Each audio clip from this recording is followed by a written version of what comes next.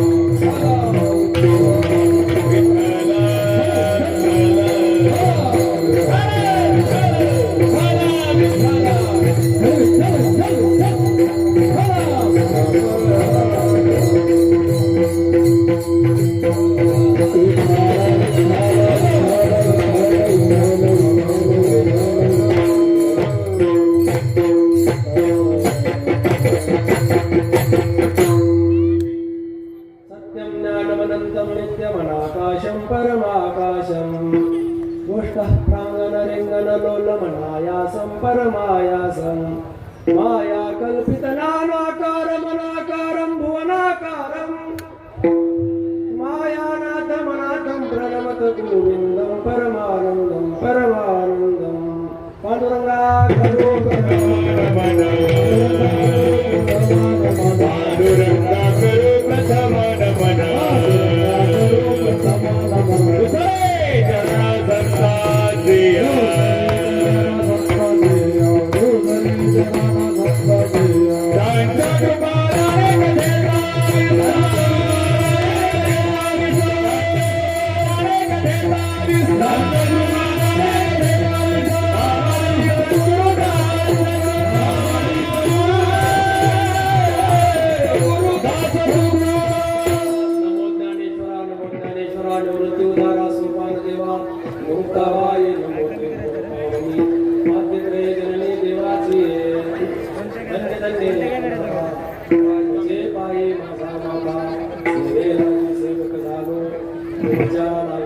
अहो स्वामी तुकया देवा यावरी न करावा अवेरू काय माझी वाणी मानेल संतांसी रंजव चित्तासी आपुलिया माझी वाणी तुझे वर्णी गुणगाव ऐसी दे प्रेम पाहिजे कळा मस्तक हे पायावरी या वारकरी संतांच्या नदी गौतमीच्या तटी जन्म झाला, नदी ब्रह्म वेदांत तपे पूर्ण केला, दिली भेट देवे आले पंढरीला, नमस्कार माझा श्री सद्गुरू नारायणाला. विठाला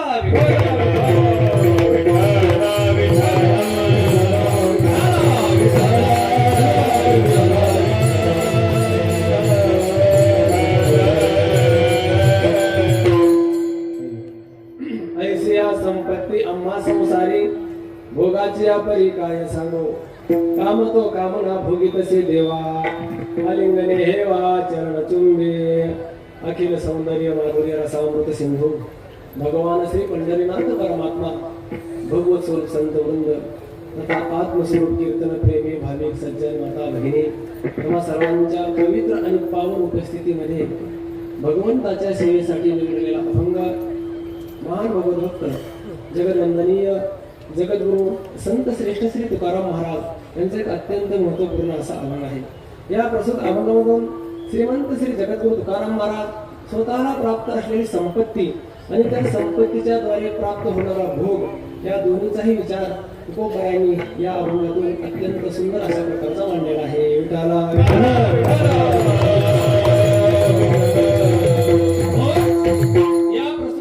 बोलण्यापूर्वी परिहार देणं अत्यंत गरजेचं आहे. तसं वास्तविक पात्राचा विचार केला तर या पवित्र अशा धर्म मंडपामध्ये उपस्थित असणाऱ्या प्रत्येक व्यक्तीला ज्ञात आहे, श्रुत आहे की ही कीर्तन सेवा कशाच्या निमित्ताने आहे. पण तरी सुद्धा या ठिकाणी उभा राहिल्यानंतर एक वक्त्याचं कर्तव्य म्हणून परिहार देणं अत्यंत गरजेचं आहे. अखिल ब्रह्मांड नायक श्री पांडुरंग परमात्म्याच्या कृपेने, त्याचप्रमाणे वारकरी संप्रदायातील ऋषी मुनी संत महानुभावांच्या कृपा आशीर्वादाने, त्याचबरोबर भगवान श्री मत्स्येंद्रनाथांच्या कृपा आशीर्वादाने, त्याचप्रमाणे वैकुंठवासी प्रातस्मरणीय ब्रह्मलीन श्री धोंडीराम बाबांच्या सत्प्रेरणेने, त्याचबरोबर वैकुंठवासी प्रातस्मरणीय ब्रह्मलीन वैराग्यमूर्ती श्री निगमानंद बाबांच्या कृपा आशीर्वादाने आणि पूजनीय श्री निगमानंद बाबांच्याच मार्गदर्शनाने प्रारंभित झालेला आणि पूजनीय गुरुवर्य सद्गुरु भक्त स्वामी श्री जनार्दन महाराजांच्या मार्गदर्शनाने, त्याचप्रमाणे श्री क्षेत्र मत्स्येंद्रगड संस्थान आणि संस्थानावरील असणारी ही अत्यंत भजननिष्ठ साधननिष्ठ प्रेमळ असणारी ही गुणीजन मंडळी सर्वांच्या अत्यंत मोलाच्या योगदानाने आणि वैकुंठवासी प्रातस्मरणीय ब्रह्मलीन श्री भीमसिंह बाबांचं अत्यंत जिव्हाळ्याचं गाव असलेलं, त्याचप्रमाणे प्रातस्मरणीय ब्रह्मलीन श्री निगमानंद बाबाच्याही अत्यंत जिव्हाळ्याचं आणि प्रेमाचं असलेलं हे श्री क्षेत्र मेडसांगी गाव, त्याचप्रमाणे वैकुंठवासी प्रातस्मरणीय ब्रह्मलीन ऐश्वर्य संपन्न संत श्री भगवान बाबाच्या समाधीने अत्यंत पवित्र असणारी ही पंचक्रोशी भूमी आणि या भूमीला अत्यंत पवित्रता लाभलेली, त्याचप्रमाणे साक्षीसिद्ध बाबांच्या वास्तव्याने अत्यंत सालसिद्ध बाबांच्या वास्तव्याने अत्यंत पवित्र आणि पावन गृहीत धरलेली ही मेडसांगी भूमी आणि या भूमीमध्ये या श्री क्षेत्र मत्स्येंद्रगड संस्थांचा 48वा फिरता नारळी सप्ताह सुरू आहे आणि त्यातील या सप्ताहातील आजचा हा 4था दिवस आणि या 4थ्या दिवसाची कीर्तन सेवा पूजनीय स्वामी श्री जनार्दन बाबांच्या आज्ञेने ही सेवा माझ्या वाट्याला आलेली आहे. विठ्ठला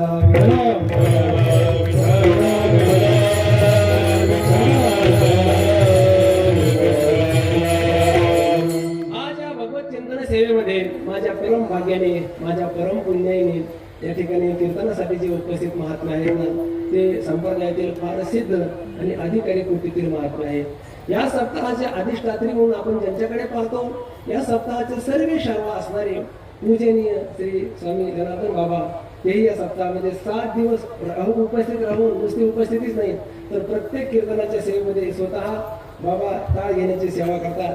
माझं परम भाग्य आहे की माझ्यासारख्या एका साधकाच्या कीर्तनामध्ये बाबांनी टाळ घेऊन उभं राहावं, हे माझंच काहीतरी पुण्य आहे. विठाला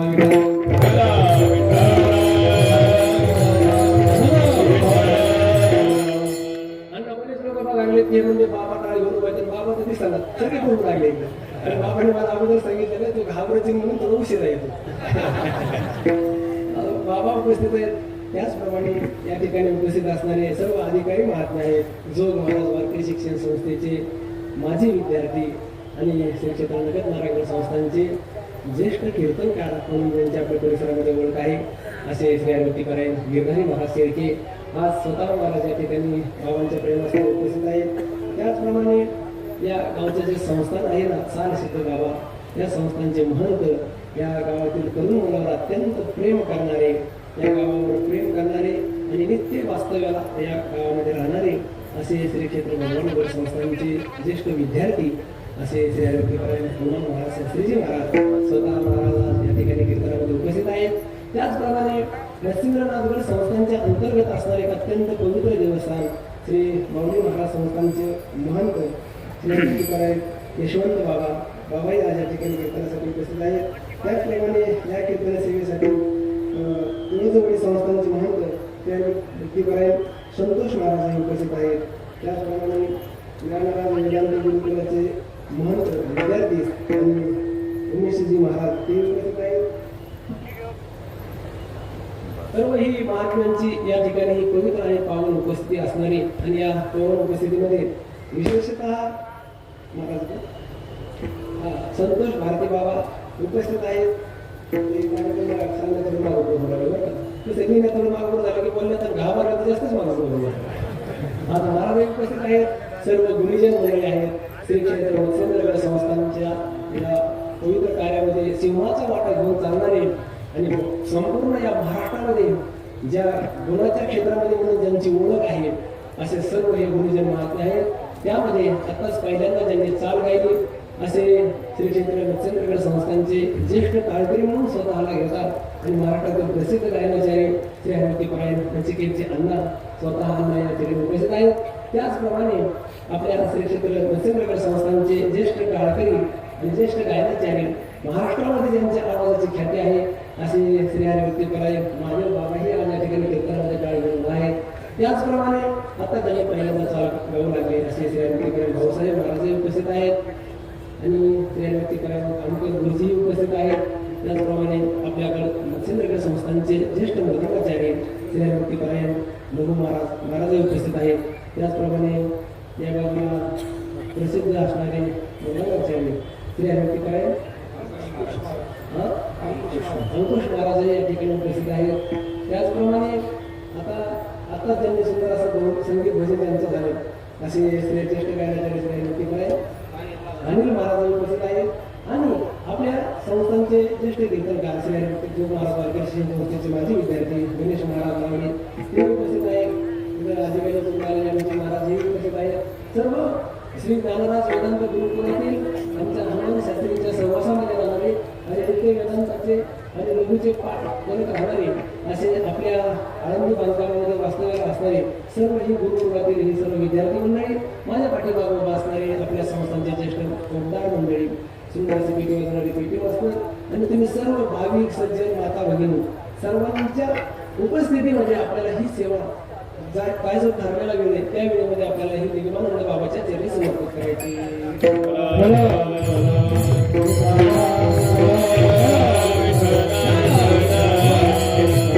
आज या ठिकाणी आजच्या दिवसाचा जर विचार केला तर आजचा दिवस हा आपल्या भारतवासियांच्या दृष्टीने अत्यंत पवित्र मानलेला दिवस आहे. आज आपल्या अनुष्ठानाचा दिवस आहे, उपवासाचा दिवस आहे. आज भगवान श्री परशुरामचंद्राचा अवताराचा दिवस आहे. म्हणजे आज श्री रामनवमीचा पर्व काळ आहे आणि रामनवमीच्या पर्व काळामध्ये आज या ठिकाणी राम जन्माची कीर्तनाची सेवा शास्त्री महाराजांनी या ठिकाणी पार पाडलेली आहे आणि या पवित्र पर्व काळामध्ये ही सेवा माझ्या वाटेला आली. कीर्तन सेवेसाठी घेतलेला अभंग हा तुकाराम महाराजांचा अभंग आहे. अत्यंत सुमधुर गोड अशा प्रकारचा अभंग आहे. या अभंगामध्ये जर आपण तत्वचिंतनाच्या दृष्टीने जर पाहिलं तर या अभंगामध्ये भरपूर अशा शास्त्राला अनुसरून आणि आपल्या जीवन उपयोगी गोष्टी आपल्याला या अभंगातून शिकायला भेटणार आहेत.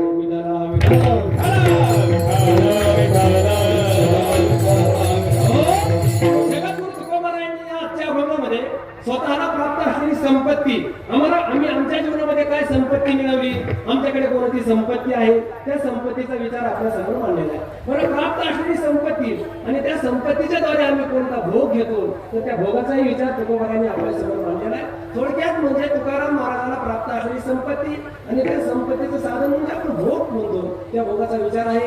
काय महत्वाचा प्रश्न असा आहे की तुकोबारांच्या जीवनामध्ये संपत्ती प्राप्त झालेली, मग त्या संपत्तीचा जर विचार केला तर तुकाराम महाराजांकडे असलेली संपत्ती ही संपत्ती लौकिकातली नसून ही अलौकिकातली संपत्ती आहे. मग त्या संपत्तीचं वर्णन तुकोबारांनी केलेलं आहे. विठाला विठाला विठाला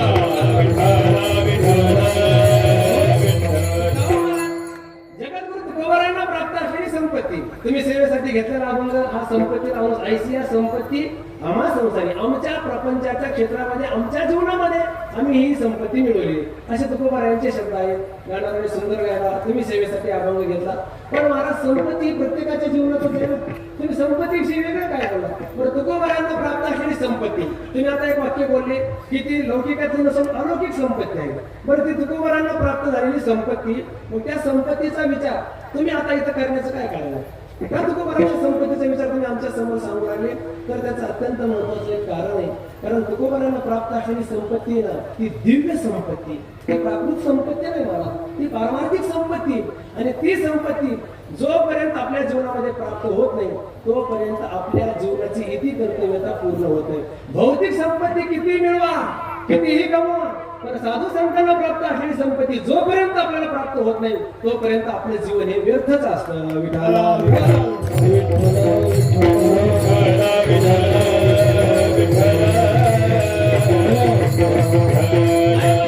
संपत्तीच्या संदर्भात चिन्ह काय? दैवी संपत्ती, लौकिक संपत्ती, अलौकिक संपत्ती, व्यावहारिक संपत्ती, पारमार्थिक संपत्ती, दिव्य संपत्ती, प्राकृत संपत्ती. या संपत्तीचे आपण दोनच चिंतन करतो, दोनच प्रकारची संपत्ती. काय महाराज? दैवी संपत्ती किंवा दिव्य संपत्ती, अलौकिक संपत्ती कोणती असते? तर जी संपत्ती मिळवण्यासाठी साधू पुरुष प्रयत्नशील असतात, जी संपत्ती प्राप्त होण्यासाठी मुमुक्षु रात्रंदिवस प्रयत्नामध्ये असतात तिला दिव्य संपत्ती म्हणतात. आणि जी संपत्ती कमवण्यासाठी तुम्ही आम्ही रात्रंदिवस पडत असतो ना, ती प्राकृत संपत्ती असते, ती व्यावहारिक संपत्ती असते. विठाला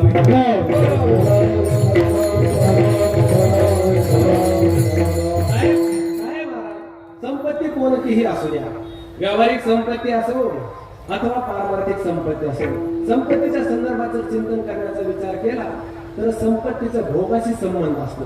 संपत्तीचं आणि भोगाचं नातं मानलेलं नाही. तुम्ही असं कसं काय बोलता? तर त्याचं कारण आहे मला. बृहदारण्यक नावाच्या उपनिषदामध्ये भगवंताच्या ईक्षणाचा विचार आलेला आहे. ईक्षण म्हणजे भगवंताने इच्छा व्यक्त केलेली. भगवान इच्छा करतो, कोणती इच्छा करतो? भार्यामेस्या अथ प्रजाये. भगवान परमात्म्याची इच्छा आहे बृहदारण्यक उपनिषदामध्ये, भार्यामेस्या, मला पत्नी पाहिजे, मी पत्नीच्या शोधात आहे, मला सुंदर अशा प्रकारची पत्नी पाहिजे. मला म्हणजे देवाला म्हणजे देवाला मला पत्नी पाहिजे. का बरं? भगवंताला प्रश्न विचारला, का पत्नी पाहिजे? भार्या मेस्या, भार्या म्हणजे बायको, पत्नी कशासाठी? तर भगवान परमात्मा सांगतो अथ प्रजा आहे, मला ही प्रजा उत्पन्न करायची, ही प्रजा निर्माण करायची, म्हणून मला पत्नीचा आश्रय घ्यावाच लागेल. मग भगवंतांनी पत्नीचा आश्रय घेतला. ज्ञानोबा पण हेच बोलतात, या कारणे मी महद्रुम हे अपत्य पण सुद्धा हे आपण अपत्य आहोत आणि महत् ब्रह्म म्हणजे माया ही आपली आई आणि परमात्मा हा पिता आहे.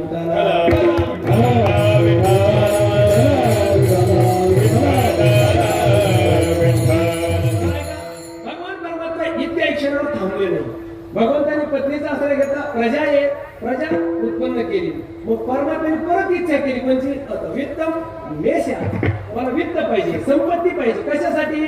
तर त्याने सांगितलं अर्थ कर्म पूर्वी, म्हणजे ही जी प्रजा निर्माण केली ना, या प्रजाचं कर्म व्यवस्थित चालण्यासाठी, यांना प्राप्त करून देण्यासाठी आता मी संपत्तीची इच्छा करत आहे. मग आपल्याकडे प्राप्त झालेली संपत्ती आणि या संपत्तीच्या द्वारे अर्थ कर्म पूर्वी, कर्म करणं म्हणजे काय? तर त्या संपत्तीचा भोग घेणं आहे. विठाला आपल्याकडे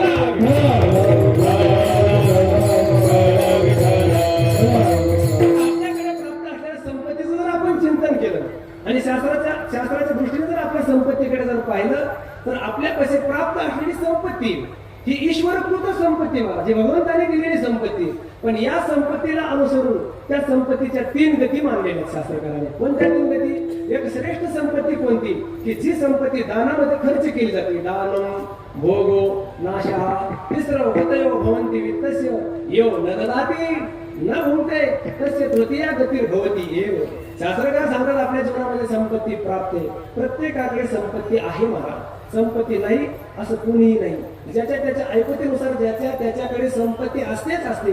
मग प्राप्त असलेली संपत्ती ही तुमची श्रेष्ठ संपत्ती केव्हा ठरते? तर जे माणसं संपत्ती दान करत राहतात. दान पहिलं शब्द काय? दान. दान. संपत्ती दान केली पाहिजे. माणसाकडे पहिल्यांदा संपत्ती कमवावी आणि कमवलेल्या संपत्तीचा दानामध्ये तिचा वेच करावा. आमच्या साधू संतांनी प्राप्त असलेली संपत्ती तिचा वेच कसा करावा?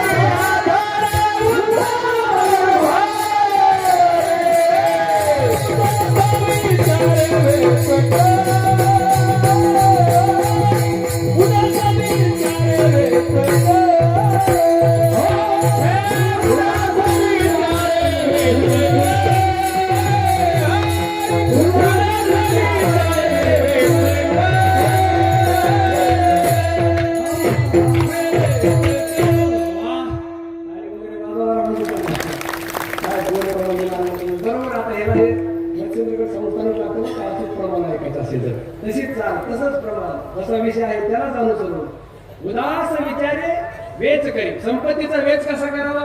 तर उदास विचारे.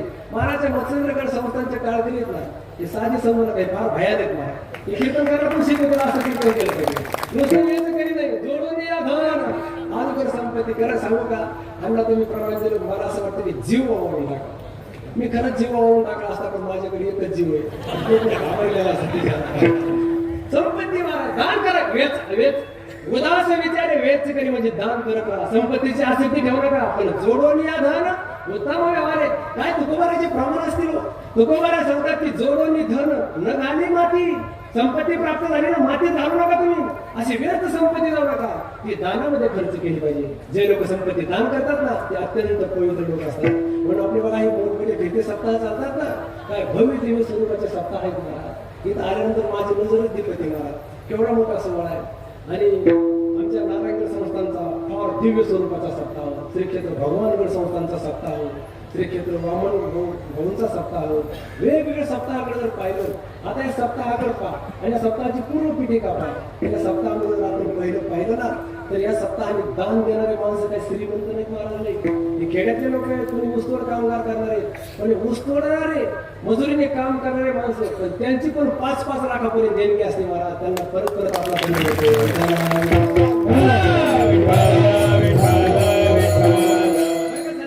दान करण्यासाठी श्रीमंतच माणूस असावा नाही. गरीब माणसंही दान धर्म करतात. उलट या श्रीमंत माणसापेक्षा गरीब माणसं परवडले मला. श्रीमंत जर आपल्याला भेटायला आले ना ते आमचंच जेवण खाऊन करून पाहिजे तर मोकळ्याच हाताने देतात मला. हलकं श्रीमंत लोकांचा कधी विचार करायचा नाही. साधे माणसं, साधे माणसं मला साध्या कपड्यातले कष्टातले माणसं खूप दान धर्म करणारे असतात. कारण त्यांना साधू संतांचे विचार आहेत महाराज. पहिले 1 नंबरची संपत्ती ती की जी संपत्ती दानामध्ये वेच केली जाते. महाराज दानम श्रेष्ठ संपत्ती. बरं ठीक आहे महाराज तुमच्याकडे सत्ता आहे संपत्ती दान केलं पाहिजे पण शास्त्रकार सांगतात तुमची इच्छा होत नाही. दाने कापे हात नावडी तेविशी मात. तुकोबारा म्हणतात काय माणसाला दान करायचं म्हणजे की हात असे लटलट लटलट करत राहतात महाराज. ठीक आहे तुमची इच्छा नाही तुम्हाला दान करणं होत नाही तर मग काय करा भोगा त्या संपत्तीचा उपभोग घ्या. भरपूर पैसा आहे ना तुम्ही बँकेत पैसा ठेवलाय ना तसं बँकेत पैसा करून ठेवू नका. पैसा आणा आपल्या परिवारासाठी पैसा खर्च करत राहा. आपल्याकडे भरपूर ऐश्वर्य प्राप्त झाले तुम्हाला तुमची इच्छा नाही हे ऐश्वर्य दुसऱ्याच्या हातात द्यायचं तर एक तरी करा आपल्या परिवारासाठी तरी खर्च करा. भावाला द्या पुतण्याला द्या, हिवाळ्याला द्या, भावाच्या जावयाला द्या. ही संपत्ती कोणाच्या तरी नावची करा, नाही जमलं तरी भाषेच्या तरी नावची करून मोकळं व्हा महाराज. ही संपत्ती असे महाराज, ही संपत्ती अशी घेऊन चालत नसते. ही 2 नंबरची संपत्ती आहे. विठाला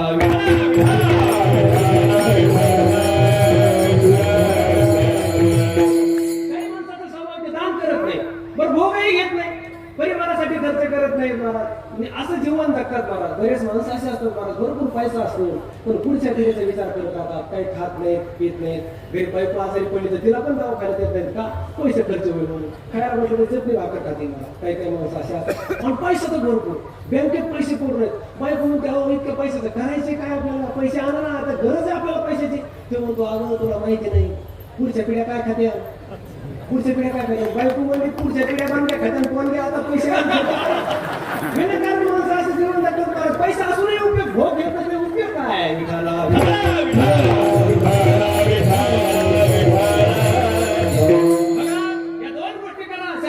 एक दान करा, दान करणं होत नाही, संपत्तीचा उपभोग घ्या. आणि जर उपभोग घेणं होत नसेल तर कसे तृतीया गती भवती येव.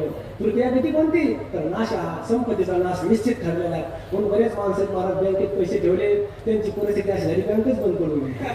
असे ते ज्ञानदाता बँकेत बरेच जण अडकले महाराज. इथं पण बरेच महाराज असतात नुसते बघत राहते, जसं आम्ही निष्ठा असं दाखवतात. एक जण माणूस हसू लागला बाबा, मला म्हणा महाराज माझी तुम्ही बोलली ती गोष्ट खरी, ज्ञानदाता बँकेत माझे 2 लाख अडकले. आणि मला 2 लाख अडकले तरी तू हसून बोलतो, परत भेटणार नाही. मला काही भेटणार नाही, काही नाही काय तरी हसताना म्हटलं अहो हे 2 लाख आमच्यासारख्या संन्यासाला दिल्या काहीतरी रुपये तरी झाला असता ना. कशाला हसताना 2 लाख गेले तरी हसू काही वाटत नाही. ज्यांना तिने मला केला ते मला महाराज हसावं तर काय करावं. माझे 2 लाख अडकले, माझ्या चुलत्याचे 20 लाख गेले.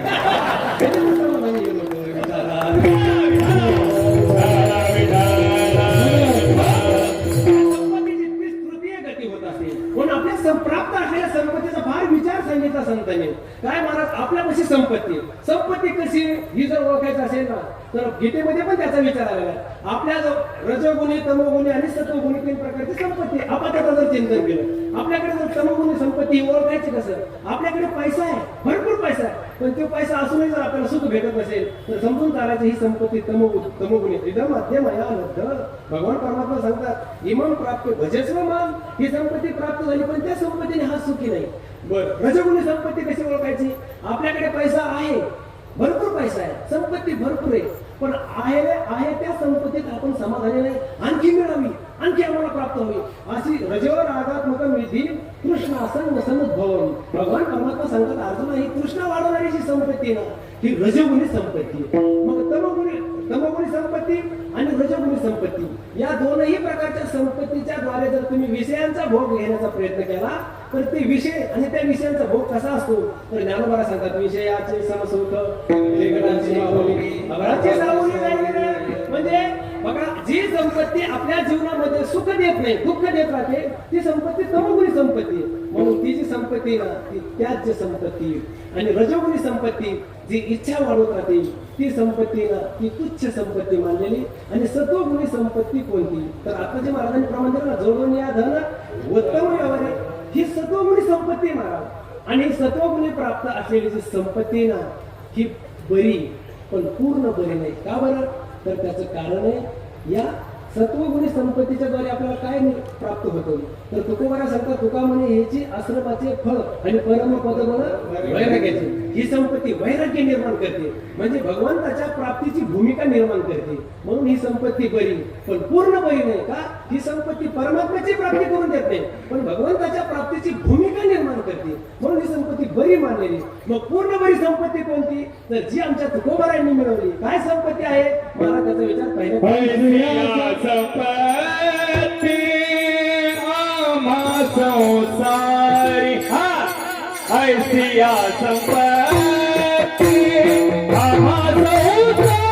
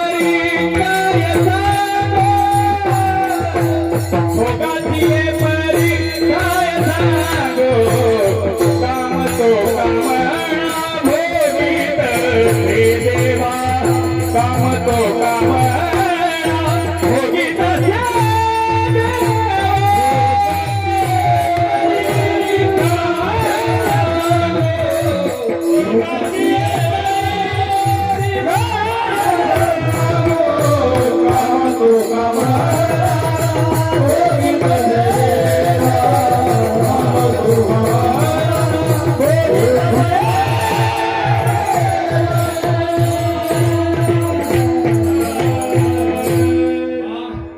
सांगतात आमच्या जीवनामध्ये ऐशिया संपत्ती आम्हा संसारी.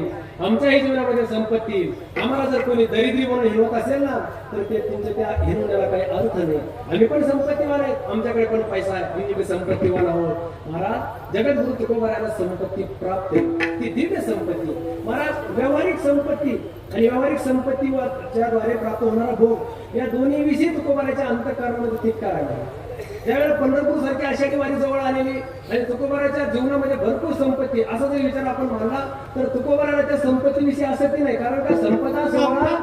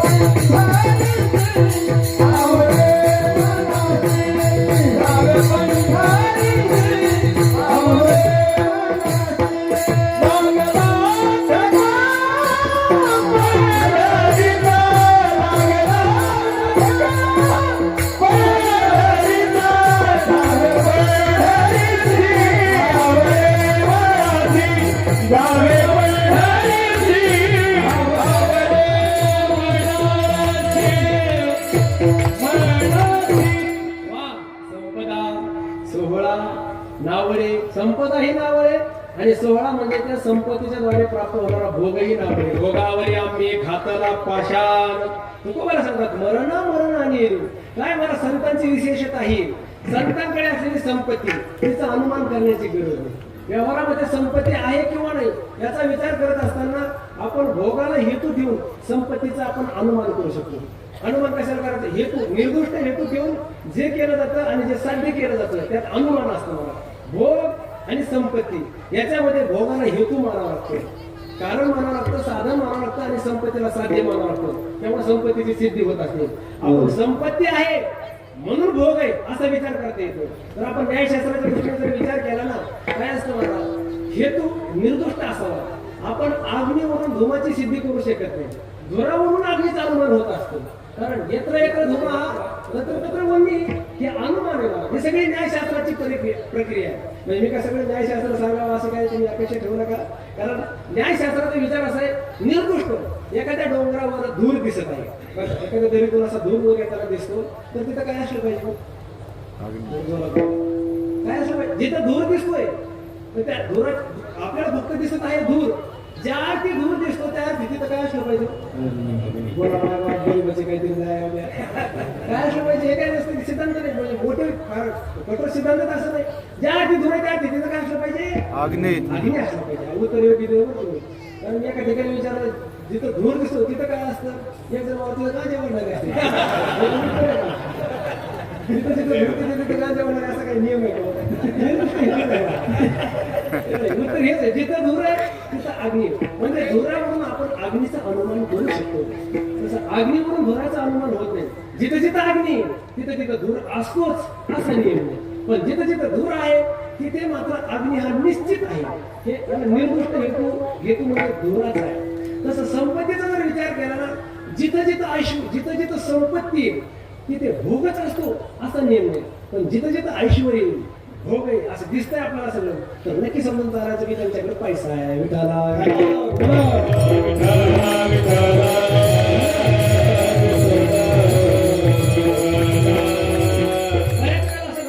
संपत्ती असते पण अनुमान होत नाही, कळतच नाही.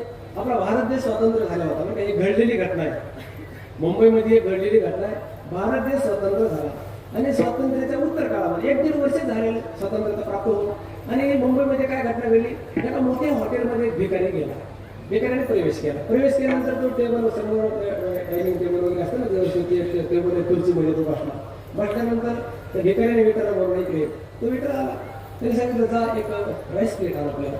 असं म्हटल्यानंतर तो वेटर भिकाऱ्याचे शब्द ऐकले आणि गण्यावर बसलेला जो शेत आहे ना त्या हॉटेलचा मालक त्याच्याकडे गेला. त्याने सांगितलं मला तो भिकारी आलाय, तो राईस प्लेट वाटतो, काय करायचं. शेफने सांगितलं अरे तो आलाय ना अतिथीचा रूपाने असू शकतो, आपण त्याला रस्त्याने पाहत राहतो काय, ठीक आहे.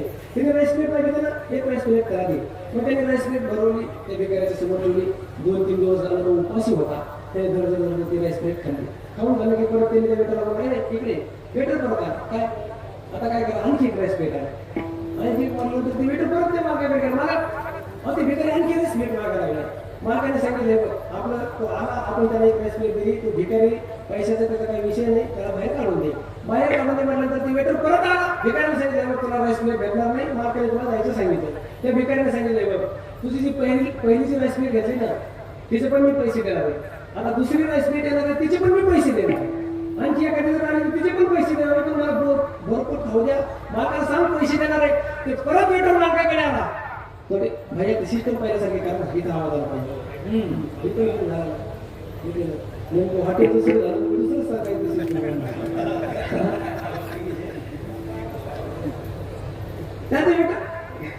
परत मालकाने सांगितलं अरे ते पैसे देणार तर हाकून दे म्हणानंतर मारते. परत भिकाऱ्याकडे आला बेटा इथं जोरात बसता येणार बाहेर जा म्हणानंतर त्या वेटरने सांगितलं मी जाणार नाही, मला भूक लागलेली, मला भरपेट खायचं आहे, तुमचे पैसे मी देणार नाही.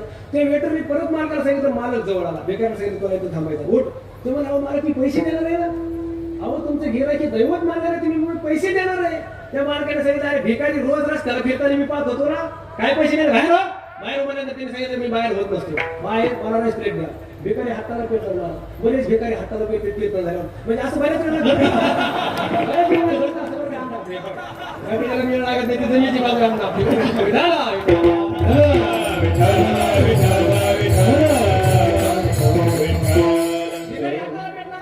बरं ते मालकाला काय करता येणार, भिकारी धाडजी पण होता ना मला.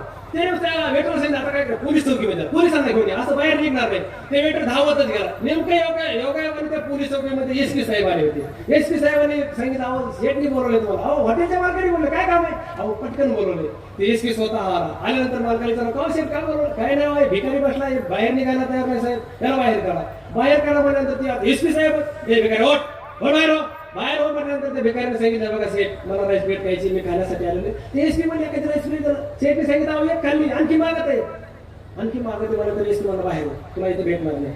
त्यांनी सांगितलं साहेब मी पैसे देणार आहे, मला भूक लागलेली, मला राईस प्लेट हवी आहे आणखी. असं नम्र भावाने सांगितलं तरी तो मालक म्हणला साहेब ते भिकारी रोज रस्त्याने फिरते याच्याकडे काय पैसे बाहेर काढा म्हणजे एसपी साहेब त्याने त्याची गच्ची पकडली. कोणाची, भिकाऱ्याची गच्ची पकडली. असं उठवल्यानंतर भिकाऱ्या सांगितलं साहेब मी राईस प्लेटचा विषय ना, राईस प्लेटचा विषय सोडा, ती गच्ची सोडा म्हणतो. तो साहेबांना सोडलं हो बाहेर मला तर ते भिकाऱ्याने सांगितलं बघा साहेब या हॉटेलवाला मालक आहे ना त्याला म्हणजे राईस प्लेटचा विषय सोडून दे, हॉटेलची किंमत सांग मला. भिकारी म्हणलं की त्या साहेबाला करंटच बसला झडकीने त्याने हात सोडला. हा ते साहेब एसपी साहेब असं मला सांग काय त्या एसपी साहेबांनी त्या हॉटेलच्या मालकाला सांगितलं बघा भिकारी काय म्हणतो ऐका.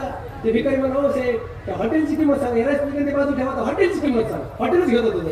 असं म्हटल्यानंतर त्या काळात त्या स्वस्ताच्या काळामध्ये फार झालं तर त्या हॉटेलची किंमत 90,000 फार 90,000 लई झाली. पण त्याही काळामध्ये त्या हॉटेलच्या मालकाने किंमत किती सांगितली माहितीये का, 2.5 लाख. एसपी साहेबांनी सांगितलं आपली हॉटेलची किंमत 2.5 लाख आहे, चला बोल घेतो 2.5 लाख हॉटेल.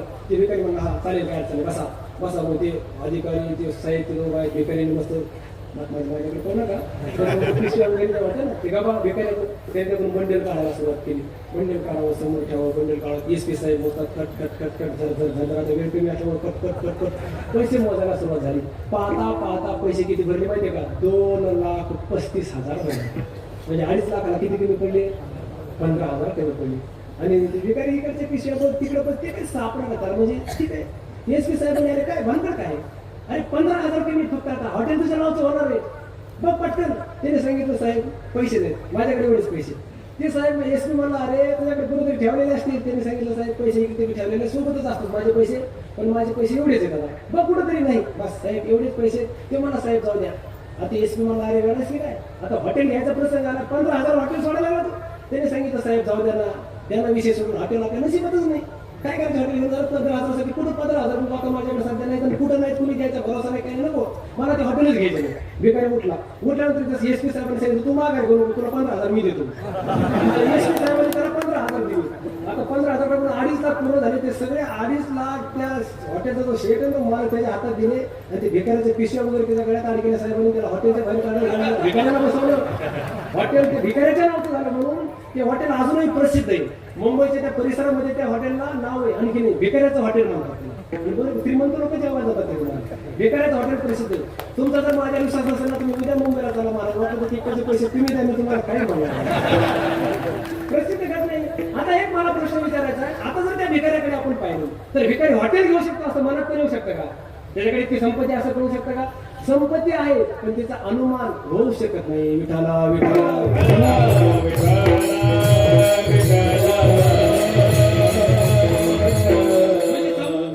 संपत्ती आहे याचा अर्थ त्याच्याकडे भोग आहे असं नाही. मला संपत्ती असू शकते भोग नसू शकतो पण जिथं भोग आहे तिथं संपत्ती असू शकते. आमच्या साधू संतांच्या जीवनाचा जर आपण विचार केला तर भौतिक दृष्टीची जर संपत्ती संतांकडे जर पाहिली तर भौतिक संपत्ती नाही. बघा एक शांती ब्रह्मनाथ बाबा असे मी या वारकरी संप्रदायातले काही महात्मे जर बाजूला काढले ना तर साधू संतांचं जीवन बघा सगळं लौकिक दरिद्राचे ना.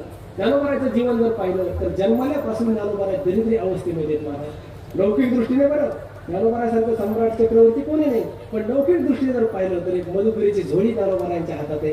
कारण ज्या वेळेला ज्ञानोबारा समाधीमध्ये बसली आणि निवृत्त स्वतः नामदेव महाराजांनी आणि भगवंतांनी ती शिळा बंद केली त्यावेळेस मुक्ताई सर्व साधू समाजापुढे ज्ञानोबारांचे गुण गात असताना मुक्ताई सांगत आहे सर्वांना की निवृत्ती ज्ञानेश्वर पोरांनाचे अन्न आणि सांभाळे सोपान मज लागे. मी लहान होते त्यावेळेला सिद्धपेठामध्ये मला भोजन आणण्यासाठी भिक्षा खाऊ घालण्यासाठी निवृत्तीनाथ महाराज आणि ज्ञानेश्वर महाराज हे पोरांना आणण्यासाठी जायचे आणि सोपान काका माझा सांभाळ करायचे.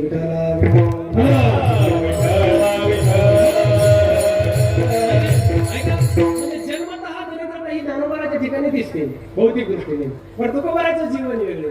तुकोबाराकडे जर पाहिलं तर तुकोबाराची श्रीमंती ही सामान्य नाही. तुकोबारा हे सावकार आहेत महाराज. नुसते सावकार आहेत असं नाही.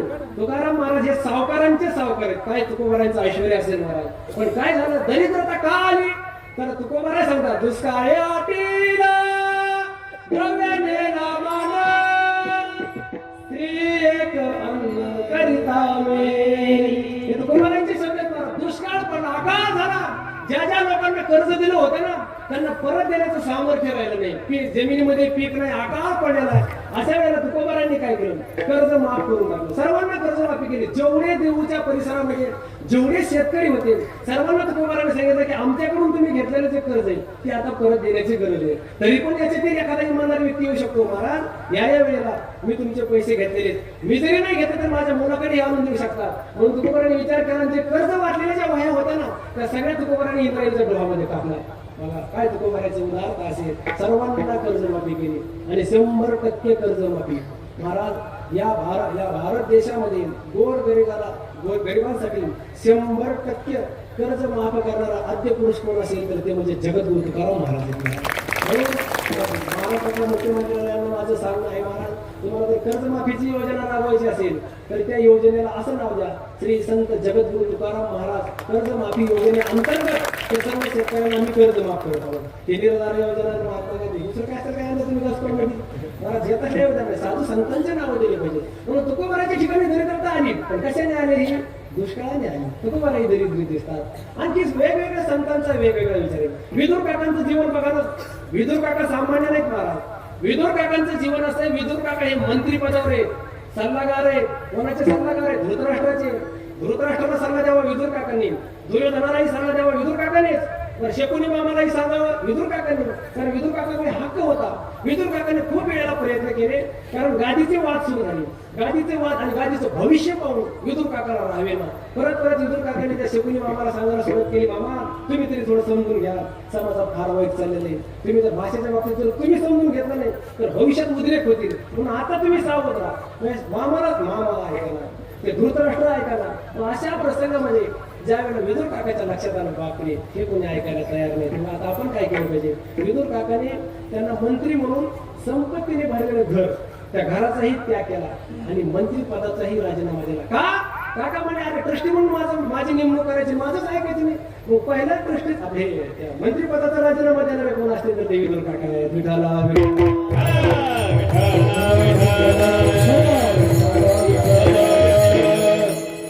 हस्तिनापुराच्या बाहेर जाऊन झोपडीमध्ये राहिले, दरिद्री जीवन जगले विदुर काका. पण संपत्तीला स्पर्श केला नाही का, तर स्वतःहून दारिद्र्य स्वीकारले. प्रत्येकाच्या ठिकाणी दरिद्रता ही वेगवेगळ्या रूपाने येत आहे.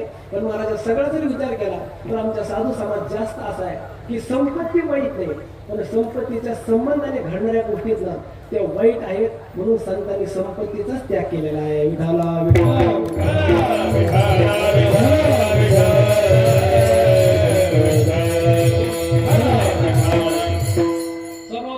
दरिद्रता, हाताने घेतलेली दरिद्रता, दान करून आपण स्वतःला दरिद्र जीवन भोगणं, याच्यापेक्षा सगळ्यात जमेची बाजू.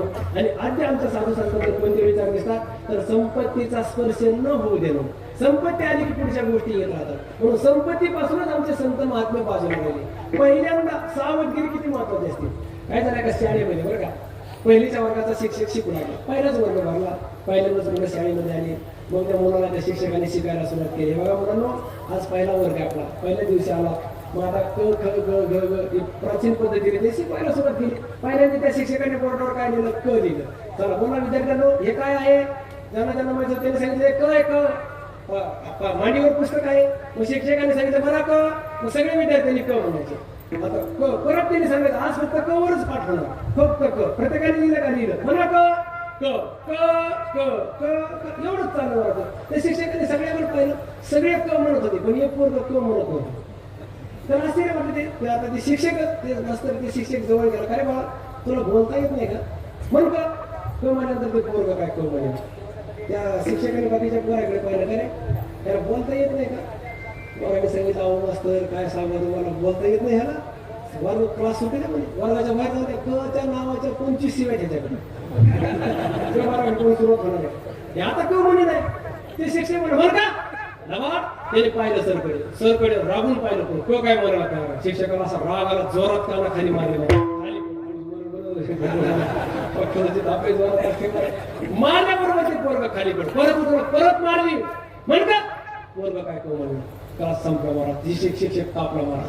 बरेच शिक्षक असे असतात घरदारा करून काढतील, शिक्षक तापलं मारा. परत काय झालं, दुसऱ्या दिवशी काढणार, परत त्या शिक्षकाने क शिकवलं. बघा पोरांनो, काय विषय कोणता झाला आपला, क झाला. आता प्रत्येकाने क म्हणायचं. मग त्याने मुद्दाम सगळ्याला क क क मारतीत करणार, म्हण क. ते काय क म्हणायला तयार नाही, म्हण का क म्हणे मारा. परत शिक्षकाने मारला, इतका राग आला.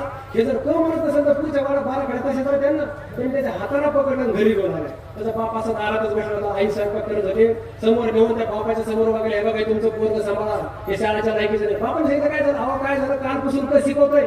हे क म्हणाला तर हे आजच्या पोरं शाळेत उपयोग काय, तुम्ही ह्याला शाळेत पाठवलं कशासाठी. बाप मला क कस काय म्हणणार, कस काय म्हणत नाही. शिक्षकाने सांगितलं तुम्ही म्हणून बघा, मी म्हणलं तर काय बाप मला हे बाळाचं बोल क म्हण. तिने बापाकडे पाहिलं मला, आणि म्हणणार का काय बघतोस म्हण का. पोरग काय क म्हणत, बापाला असा राग आला, 2-3 बापाने काना खाली मारला मला. परत पोरग खाली पडलं, आई स्वयंपाकडे पळत आले की त्याने पोराला धरलं. तुम्हाला काय नवऱ्याला लाज वाटते का, नवऱ्याला बोलायला सुरुवात केली. त्या पोराच्या तोंडावर हात फिरवला महाराज. मग त्या मुलाला ती आई म्हणली बाळा अरे काय झालं, काय अडचण काय तुझी. बाप म्हणला अगं तुला माहिती नाही शाळेत कालपासून क चाललंय, क म्हणायला तयार नाही. इथं मी म्हणून होतं माझं ऐकायला तयार नाही. मला तर काय करायचं, आईने सांगितलं बाई आई आणि तुझ्या हिताचं सांगतात शिक्षक, एक सांगतात नाही तुला शिकावं लागेल ना, तुला शाळेत त्याच्यासाठीच पाठवलं. आई वडील मारतात, शिक्षक बाळा लहान झाला तुझ्याकडे पाहू वाटायला, क म्हणलं बाळा क म्हणता येणार नाही का तुला, म्हण क म्हण. क म्हणल्यानंतर त्याने सांगितलं बघ आई मी ते क म्हणू शकत नाही, का म्हणू शकत नाही. नाही आई मी क म्हणणार नाही, का म्हणणार नाही. त्याने सांगितलं हे बघ आई त्या शिक्षकाने क पासून सुरुवात केलेली आणि मी क म्हणू शकत नाही. आईने सांगितलं तुझी अडचण काय मला सांग. त्याने सांगितलं आई मला क येत नाही असं नाही, मला क सगळ्या प्रकारे येते. पण हे मी जर क म्हणलो तर हे शिक्षक फार चालू, मी जर क म्हणलो तर शिक्षक परत मला ख म्हणायला लावणार. आणि मी परत ख म्हटलो, मग आई म्हणजे अरे सोप आहे ना, क झालं की ख येणारच आहे ना, मग ख म्हणणार तुला अडचण काय. तेव्हा मला आई मला क विषयी अडचण आहे, क म्हणलं तरी माझी काय अडचण नाही, मला क येतं. आणि क विषयी माझी काय तक्रार नाही. पण तो म्हणला आई तेव्हा क आलं की ख येतं, ख आलं की ते ग बाहेर वाईट आहे बघा, ते ग मला माझ्या जीवनात नको म्हणून मी क म्हणत नाही. संपत्तीचं असंच आहे मला, संपत्ती वाईट नाही. पाहिजे. संपत्तीच्या संबंधाने जे आपले गचे जे ग येते ग वाराखडी ती फार वाईट आहे महाराज. संपत्ती आणि त्या संपत्तीच्या संदर्भातल्या गोष्टी वाईट असतात. म्हणून आमचे साधू समाज संत महात्म्या संपत्तीपासून दूर राहिले. यांच्या जीवनामध्ये संपत्ती प्राप्त झाली. कोणती संपत्ती? ऐशी या संपत्ती आम्हा संसारी भोगाची या परी काय सांगू. तुकोबाला सांगत आम्ही आमच्या जीवनामध्ये अशा प्रकारची संपत्ती मिळवली. पण भोगाची या परी म्हणजे प्रकार बघा. पहिल्या चरणामध्ये तुकाराम महाराजांनी फक्त संपत्तीचा उल्लेख केल्यावर संपत्तीचं दिग्दर्शन केले. अशी संपत्ती आम्हाला प्राप्त झालेली. बरं त्या संपत्तीचे भोग काय सांगावे? भोगाची या परी म्हणजे त्या भोगाचे प्रकार तुम्हाला किती सांगू? तुकाराम महाराज तुम्ही भोगाचे प्रकारही म्हणता आणि अशी संपत्ती आम्हाला प्राप्त झाली हे पण बोलता. महाराज तुमच्या जीवनामध्ये संपत्ती कोणती आणि त्या संपत्तीच्या संपर्कात येणारे भोग कोणते याचा विचार तुम्ही आम्हाला सांगा.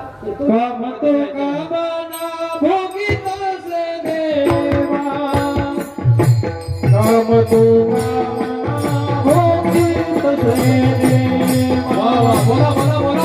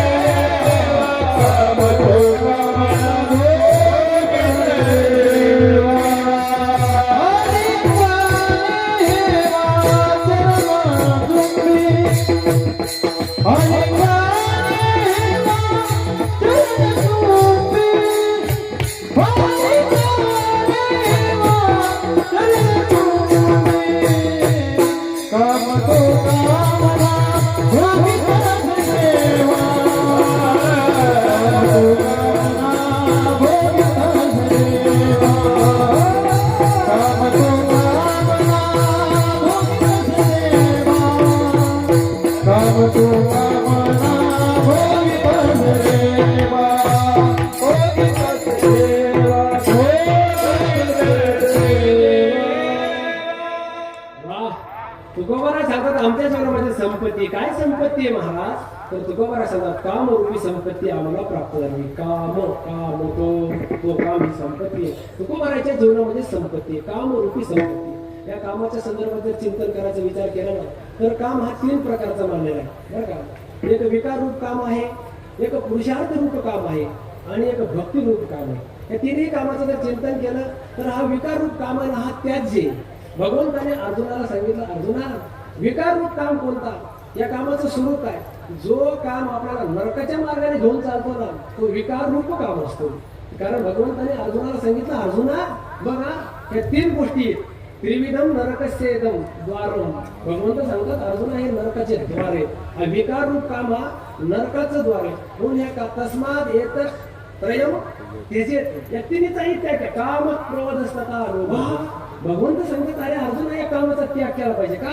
तर एकदा हा विकार रूप काम आपल्या अंतःकरणामध्ये जर जागृत झाला ना तर या कामाने अशी परिस्थिती होते आपली इच्छा जरी असली भगवंताचा साक्षात्कार करायचा भगवंताचं दर्शन घ्यायची आपली इच्छा जरी असेल तरी पण आपल्याला तो काम आपलं चित्त भगवंताकडे जाऊ देत नाही. कारण कामे नेले चित्त नेली हा काम आहे ना हा चित्ताला बाजूला घेऊन जातो की चित्ताच्या ठिकाणी विकार निर्माण करतो. म्हणून हा विकार रूप जो काम आहे ना याचा त्याग केला पाहिजे. पण दुसरा कोणता काम आहे? पुरुषार्थ रूप काम. कारण तो धर्माच्या अधिष्ठानावर आहे आणि मोक्ष ज्याचं उद्देश आहे त्याला पुरुषार्थ रूप काम म्हणतात. कोणता पुरुषार्थ रूप काम आहे? कारण धर्माविरुद्ध भूतेषु कामोष्मी भरशव. भगवंत अर्जुनाला 10व्या अध्यायामध्ये सांगतात धर्माच्या अविरुद्ध असणारा जो काम आहे तो काम मी आणि तो काम हा पुरुषार्थ रूप काम आहे. कारण पुरुषार्थ किती येतं? धर्म अर्थ आणि मोक्ष. तर हा काम 3ऱ्या क्रमांकाला येतो. हा काम आहे हा विकार रूप काम नाही हा पुरुषार्थ रूप काम आहे. हा कोणाच्या ठिकाणी राहतो? तर काम हा अस्मी. भगवान परमात्मा सांगतात की ते माझं स्वरूप समजा. धर्माच्या विरुद्ध जर एखाद्याच्या ठिकाणी काम दिसत असेल तर ते भगवंताचं स्वरूप आहे. कारण भगवंताचाच विचार करा ना. परमात्म्याचं जीवन बघा. भगवंताला किती पत्नी तो 16,000 पत्न्या, म्हणजे इतक्या पत्न्याचा उपभोग घेणारा भोग भोगुनी ब्रह्मचारी हा पुरुषार्थ रूप काम आहे.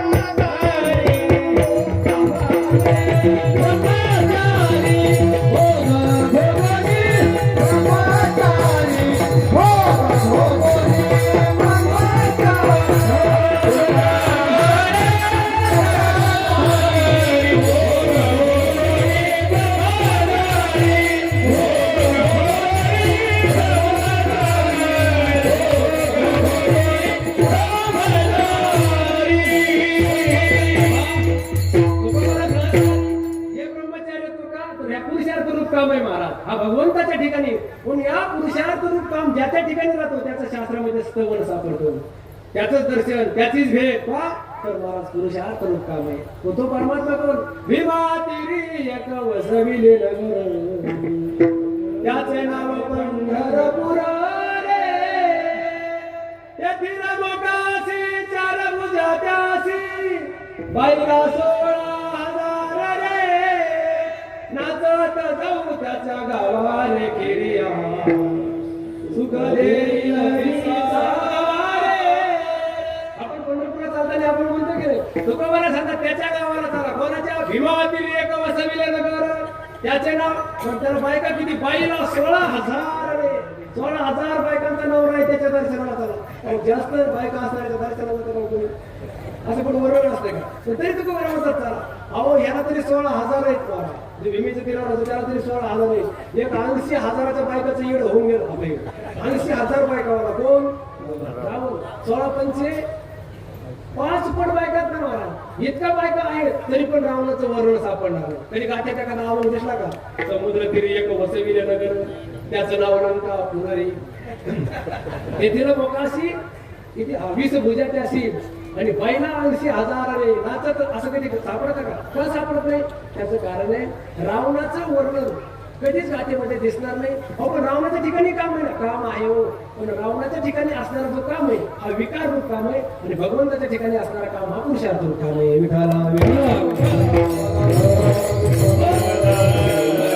या भगवंताच्या काम आणि बघा भगवंताचा पुरुषार्थ रूप काम, रावणाचा विकार रूप काम, आणि भक्ताच्या ठिकाणी असणारा जो काम आहे हा भक्ती रूप काम आहे. म्हणून आईशा गोपिका त्या कामात उदाहरण आहे. गोपिकांच्या ठिकाणी हे काम आहे. पण कोणतं काम आहे? हा भक्ती रूप काम आहे, आणि हा काम आहे ना सेव्य आहे. म्हणून तुकोबा म्हणतात आमच्या ठिकाणी काम आहे. त्या कामाच्या द्वारे कामना भोगी तसे देवा, आम्ही त्या देवाचा उपभोग घेतो. उपभोग घेता म्हणजे काय करता? आलिंगने हेवा चरण चुंबी, परत परत त्या परमात्म्याच्या स्वरूपाचा आम्ही अवगाहन करत राहतो, त्या परमात्म्याचा उपभोग घेत राहतो. अहो तुकोबा आहे तुमच्या जीवनामध्ये तुम्ही काम ही संपत्ती सांगितली, आणि त्या संपत्तीच्या द्वारे परमात्म्याचा भोग सांगितला. कारण तुम्ही भक्तिरूप कामाच्या द्वारे भगवंताचा भोग घेता. ही संपत्ती तुमच्या, आणि संपत्तीचा भोगही सांगितला. अहो महाराज मग आणखी तुमच्या जीवनामध्ये संपत्ती आणि त्या संपत्तीच्या द्वारे प्राप्त होणारा वेगळा भोग आहे का? तर आहे महाराज. काय आहे? तर तुकोबा सांगतात ती संपत्ती कोणती आमच्या जीवनामध्ये प्राप्त झाली? तर शांतीच्या संयोगी निरसना ताप, दुसरे ते पाप भेदबुद्धी, शांतीरूपी संपत्ती आमच्या जीवनामध्ये प्राप्त झाली.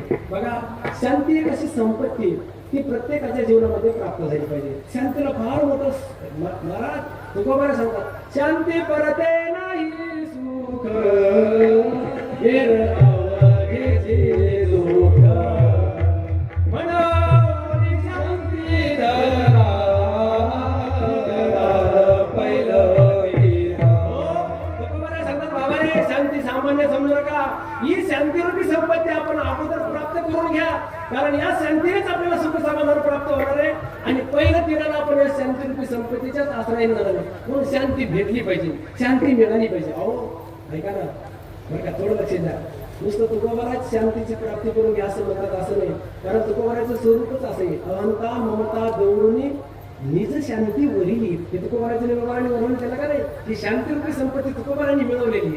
अहो आपण गीतेसारखा पवित्र ग्रंथ पहा, त्या ग्रंथाचा जर विचार केला तर भगवंत जागोजाग अर्जुनाला सांगतात अर्जुना आणि शांती मिळव, शांतीपासून दूर राहू नको. विहाय कामानं सर्व गुमांस्य निर्ममो निरंकार स्वशांतीमध्ये गच्छती.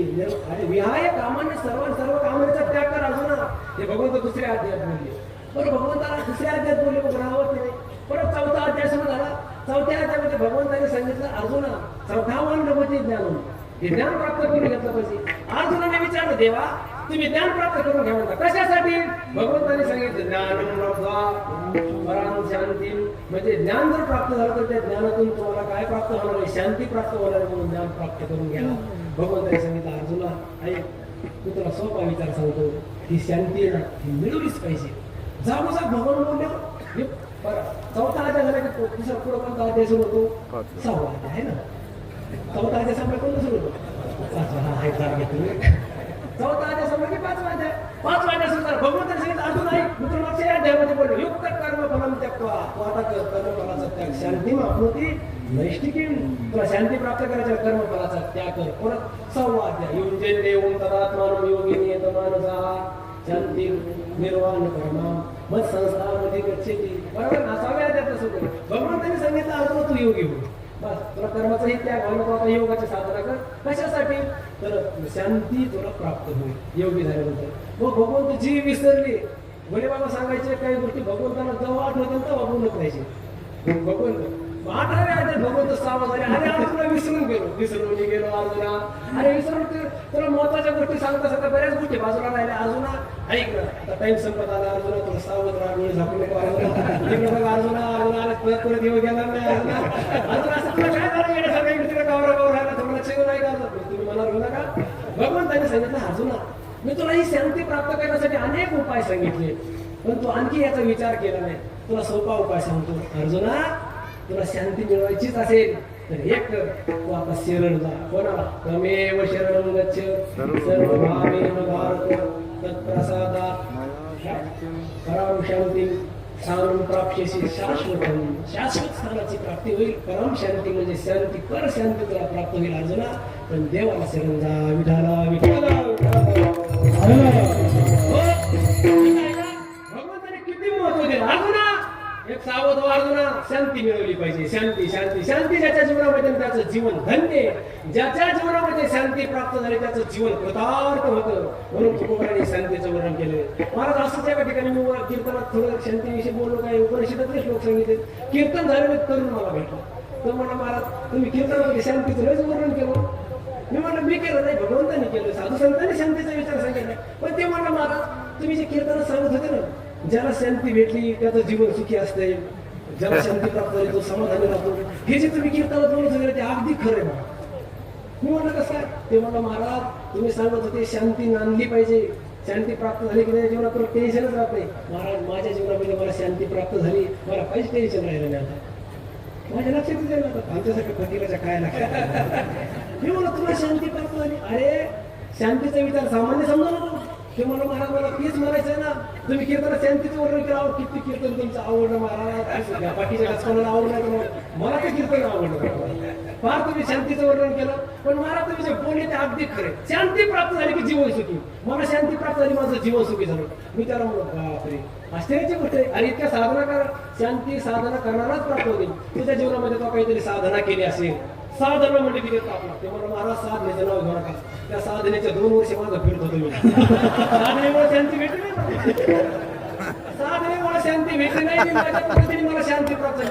मी म्हणून साधना केली नाही शांती प्राप्त झाली. असं कसं होऊ शकतं? अशी शांती भेटूच शकत नाही. ते मला भेटली महाराज. मी म्हणलं तर साहेब खोट आहे. शांती कसं काय भेटत तुला? बरं एक तर जाऊ दे कधी ज्ञानम परम शांती भगवंताने सांगितलं. मग ही शांती प्राप्त करण्यासाठी पुढे भक्तीने धरिले. मग तू भक्तीचा आश्रय केला असतील, भक्तीच्या मार्ग फिरला असतील, भक्तीमुळे तुला शांती प्राप्त झाल्यासाठी महाराज मानला महाराज त्या भक्तीचं तर तुम्ही नावच घेऊ नका. भक्तीचा मी केला थोडा विचार एकदम म्हणजे विचारत होतो भक्तीच्या, पण भक्तीमुळे शांती भेटलेली. मग तरी माझ्या लक्षात येणं अरे म्हणून तुला शांती भेटली तरी नेमकी कशी काय केलं हे तर सांगू आवड्या. ते म्हणलं महाराज तुम्हाला खरं सांगू का मी काय केलं मामाकडे गेलो. मामाने शांती मला आश्चर्य वाटलं. कारण काय महाराज आपले गुरुजी महाराज बाबा एक सांगत असं की साधू संतांच्या शक्तिपातामध्ये ताकद असते. वैकुंठ अशी प्रातस्मरणीय मामासाहेब दांडेकरांवर जोग महाराजांनी शक्तिपात केला. डोक्यावर ठेवून गणपत साहेब महाराजांना शक्तिपात केला. आणि तोच शक्तिपात गुरुचेच सामर्थ्य असतं. तो शक्तिपात जो गुरु करू शकतो ना तो शक्तिपात आमच्या निगमानंद बाबांनी आमच्या जनार्दन स्वामी प्राप्त होत नाही. दुसरे नाते सोडून प्राप्त करू शकतात, पण गुरु जे त्याचं ते नातं असतं ते फार श्रेष्ठ नातं ना. तुम्ही लोकशाही नाही का, हे फार महत्वाचं लोक मी कधी नाही करत, हेच आहे का महत्वाचं. मी त्याला म्हणलं अरे शांती प्राप्त केली, मामाकडे गेला, मला आश्चर्य वाटलं, मामा साधू असला पाहिजे, कारण शक्तिपाताने शांती प्राप्त होऊ शकते. आणि त्याचा मामा साधू असला तर माणसाला काय भेटू शकणार नाही. मला भाग्यवान असतात काही ते भाषे मला मामा साधू झाला तर त्याला शक्तिपाताने भेटू शकतो. मी म्हणलं अरे तुझा मामा साधू असेल, मला आश्चर्य वाटलं. अरे एक काम करू, मी म्हणलं काय, आणि त्याला मी सांगितलं आम्ही त्या शांतीचं फक्त वर्णन करतो, निर्वाण शांती, परमा शांती, आम्ही फक्त ग्रंथाचीच पान करतो. पण त्याला मी सांगितलं अरे मला पण आणखी शांती प्राप्त झाली नाही, माझी अशी इच्छा आहे की तुझ्या मामाकडे मला घेऊन चल, मला ती शांती प्राप्त करून दे. महाराज आमच्या मामाकडे एकच शांती होती, माझ्या लक्षात आलं की बायकोचं नाव शांती. भाऊ ही शांती नाही, ही परम शांती नाही, ही शांताबाई आहे म्हणतात. देणार नाही ही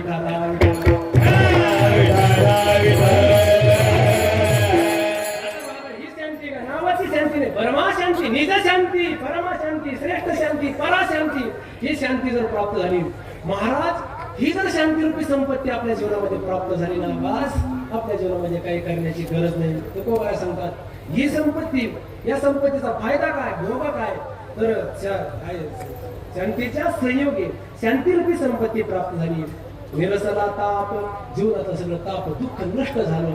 आणि आणखी काय घडलं तर दुसरे ते पाप भेद होती. आमच्या अंतःकरणामध्ये जे भेदाचा व्यवहार करत होतो ना, तो भेदाचा व्यवहार राहिला नाही, भेद निराश झाला. समान दृष्टीने आम्ही सगळ्याकडे पाहतो. या वारकरी संप्रदायामध्ये बघा, वारकरी संप्रदाय अद्वैत संप्रदाय म्हणतो आपण, समदृष्टीने चालणारा संप्रदाय, तुकोबारायचा संप्रदाय, ज्ञानोबारायचा संप्रदाय. आणि संप्रदायाचा जर विचार केला तर मग कुठेतरी बरं का लोक महाराज, कुठेतरी समान दृष्टीने उत्सव चाललेले, कुठेतरी नाही तर सगळे भेदाचं चिंतन चाललेले. तुम्ही म्हणता असं काय बोलायला लागले तुम्ही महाराज, आम्ही भारतानंद स्वामीजीकडे शिकलो, तिथं वर्षाला 29 कीर्तन होतात, प्रत्येक एकादशीला कीर्तन असते, रामनवमीचं कीर्तन असते. पण असे मोठे मोठे महाराष्ट्रातले कीर्तनकार येतात, पण आमचे स्वामीजी अक्षरात येत असताना फॉर्च्युनरनी येणारा कीर्तनकार, इनोवा गाडी घेऊन येणारा कीर्तनकार, बरं का, छोटी नॅक्सॉन, स्विफ्ट, ह्या आल्टो आणि बस पायी कसा जरी आला तरी त्याला 1500 रुपये देते. आणि कीर्तनकार आवडीने येतात. स्वामीजींना असं म्हटलं, आमचे काय महाराज म्हटले अहो ते मोठी गाडी घेऊन आले, स्वामीजी म्हणे त्यांना जे पैसे देईल पण मी भेट करणार नाही. पायी आला काय, बसने आला काय, 1500 रुपये, म्हणजे 1500 रुपये तुम्ही म्हणून घेऊ नका बरं. आम्ही सगळे सिस्टम आम्ही तिथे कीर्तन करतो.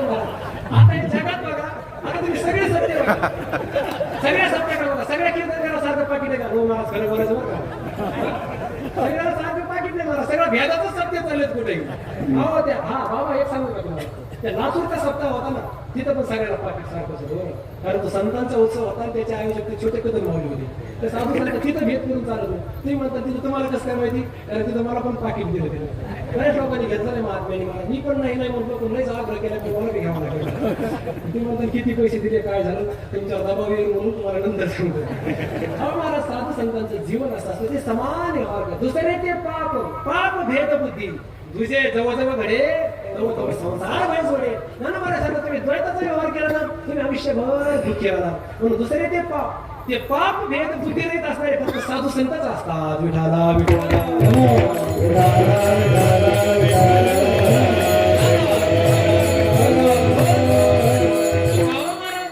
तुम्ही सांगता की शांतीरूपी संपत्ती प्राप्त झाली, त्या संपत्तीद्वारे दुसरे ते पाप भेद बुद्धी हा भोग प्राप्त झाला आम्हाला. हो महाराज, या भोगाने भेद बुद्धीचा निराश झाला. भेद बुद्धीचा निराश झाल्याचा परिणाम तुमच्या जीवनात काय झाला, शेवटचं चरण. तुका म्हणे पाहे इकडे सारी हा, तुका म्हणे पाहे इकडे सारी हे पाहे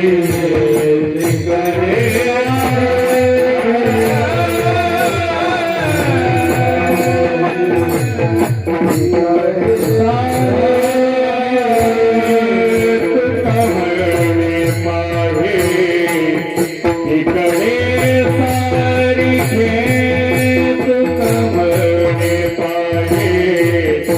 इकडे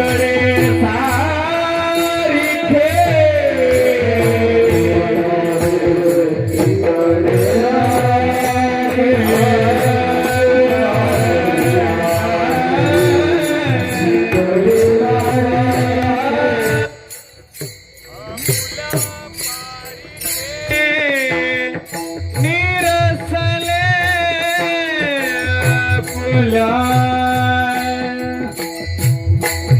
आपुल्या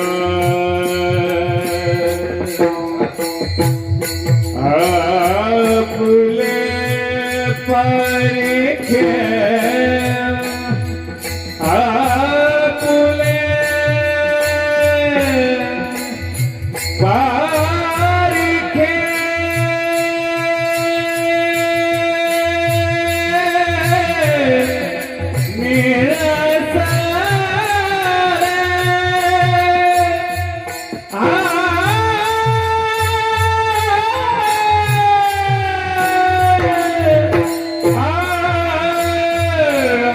फुला पारिखे फुले पारिखे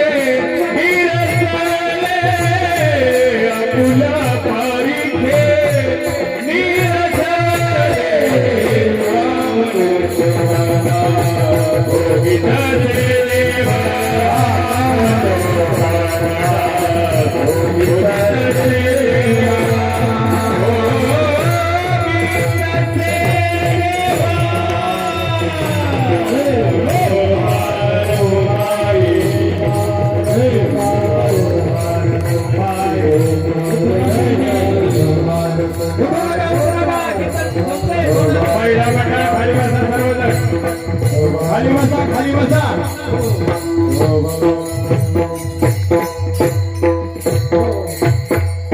कोणी उठू नका थोडी वेळ राहिलेली बरं का जर कोणी गेलं तर मग त्याला निर्मानंद बाबाची शपथ आहे बघा बसा खाली बसा बसा खाली बसा हो माय बसा खाली 2 मिनिट फक्त कीर्तन संपलेलं नाही महिला मंडळ खाली बसा सर्वजण विनंती आपल्याला खाली बसा बसा माय बसा बसा मावशी बघा बसल्या बघा त्या बघा बसल्या बसल्या बसल्या बसल्या एक तो प्रश्न मावशी अहो थोडं काय काय कपडा समोर मला आता चौथा दिवस आहे किती वेळ कीर्तन चालणार काल कीर्तन झालं दुपारी कीर्तन 3 दिवस झालं कीर्तन ऐकतो बरोबर आणखी नंतर कीर्तन होणार आहे आणि कीर्तन आपल्याला कधी ऐकायला भेटतं ना झोपायला काय कोणी कोणी भेटणार का सुरू करू मला आता बऱ्याच लोकांचा भ्रम असतो मला ते कधीतरीच आहे ह्या पुढे आता मागुता येईल फेरा कधी फेरा येणार हे साधू संत कधी येतील म्हणून मला असं उठू नका तुम्ही आणि झालंच कीर्तन संपलं राहिलंच काय कीर्तन एवढा गोड अभंग तुकोबारायांचा या अभंगाचा आपल्याला काही संदर्भ लागला पाहिजे ना आपल्या या अभंगाचे संदर्भ काय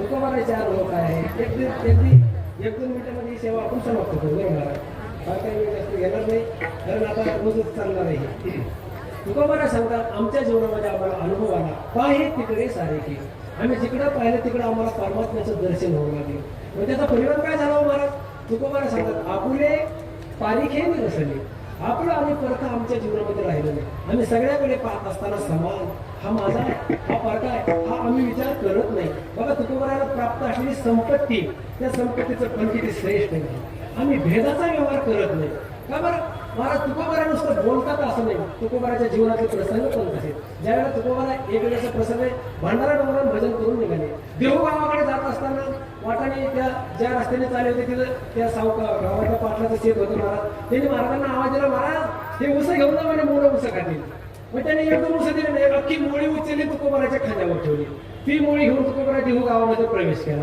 गावातून तुकोबारा निघाले मुलं खेळत होती खेळणाऱ्यातील एका मुलाने पाहिलं तुकोबाराच्या खांद्यावर ऊस पळतच गेला महाराज अहो तुकोबारा कुठं चालले? तुकोबारा सांगितलं बाळा घरी चालले. महाराज तुमच्या कानावर आहे. महाराजांनी सांगितलं आहे ऊस आहे बाळा. महाराज मला एक ऊस द्या ना. तुकोबाराने सांगितलं बाळा अरे कोण नाही म्हणते घे ना. तुकोबाराने अशी मुळी धरली. त्या मुलाने त्या मुलीचा ऊस उपसला. परत ते तुकोबाराने मुली खांद्यावर घेतली. महाराज पुढे निघाले की मला तो ज्याने ऊस घेतला ते सगळ्या पोर आहे कसे आला असं काय खेळता आहे बघा तुकोबारा ऊस घेऊन झाले गोड ऊस आहे म्हणे. सगळेच मुलं पळत आले महाराज महाराज महाराज आम्हाला ऊस द्या ना. तुकोबाराने मुळीच खाली गेली. या बाळांना ऊस घ्या मोकळ्या मनाने घ्या. प्रत्येक मुलाने यावर ऊस द्यावा. प्रत्येक मुलाने ऊस द्यावा. मला सगळे ऊस संपले फक्त एक ऊस शिल्लक राहिला. जी मुळी खांद्यावर घेतल्याने ज्या आनंदात तुकोबारा चालले होते ना तो एक ऊस घेऊन तितक्याच आनंदात तुकोबारा घराकडे निघाले. घरात तुकोबारांनी प्रवेश केला. घरामध्ये बघायला तर महाराजांची ते भागीरथी नारायण महाराज सगळे छोटे छोटे मुलं पळत आले. बाबा बाबा ऊस ऊस तुकोबारा सांगितलं महाराज घ्या. महाराजांनी असा ऊस समोर केला. आता घरात इतकी मुलं महाराजांनी ते तुकडे तुकडे करून ते ऊस खायला सुरुवात केली. आई साहेबांनी पाहिलं. महाराजांच्या पत्नी आई साहेब जवळ आले. महाराज ऊस तुम्हाला कोणी दिला? तुकोबाराने सांगितलं पाटलाने दिलं. पाटलाने ऊस दिला. बरं ठीक आहे पाटलाचा ऊस तुम्ही घेतला. महाराजांनी घेतला. अहो महाराज पाटलाने तुम्हाला ऊस दिला त्या भिकाऱ्याचा ऊस आणला कशाला तुम्ही? तुकोबाराच्या लक्षातच आलं. तुकोबारा म्हणाला असं काय असं काय म्हणजे भिकारी त्या पाटलाला घरात 2-4 लेकरं राहतात तर एक ऊस देतो तो भिकारी कुठाला? तुकोबारा म्हणे गावले थांब थांब थांब राहू नको. पाटलाने एक ऊस नाही दिला. किती अख्खी मोळी दिली होती. मग आई साहेब म्हणे मोळी दिली होती तर बाकीचे ऊस कुठं आहेत? हा नुसता एक ऊस घेऊन आले बाहेरच घरी आलं बाकीचं कुठे आहे? बाकीच्या ऊसाचं मला कळालं पाहिजे ऊस कुठे येतं. तुकोबाराने सांगितलं आला आपले ऐकला काय झालं गावामध्ये प्रवेश केला. छोटे छोटे मुलं खेळत होते. मुलाचे ऊस मागितले. मग मी ती मुलं ठेवली. त्यांनी ऊस नेले. सगळे ऊस नेले. आज सगळे नेले आवले. मग एक तरी कशाला लागला? तुकोबाराने गावले लागू नको. मुलं संपले आणि ऊस शिल्लक राहिला म्हणून तो ऊस घेऊन आलो. काय तुकोबाराच्या आई साहेब म्हणले अहो तुम्हाला यामुळे भेद कळू नाही का? आपली मुलं गावातली मुलं लोकांची असं काही भेद कळते की नाही? तुकोबारा म्हणला गावली तू भेद करू पाहू शकते पण मी भेदाने पाहत नाही. मुलं ते मुलं असतात. मुलं म्हणजे देवाघरची मुलं असतात. आपले काय आणि परक्याची मुलं काय याच्यात तुकोबारा भेद पाहत नाही. ती तुकोबाराची उंची विठाला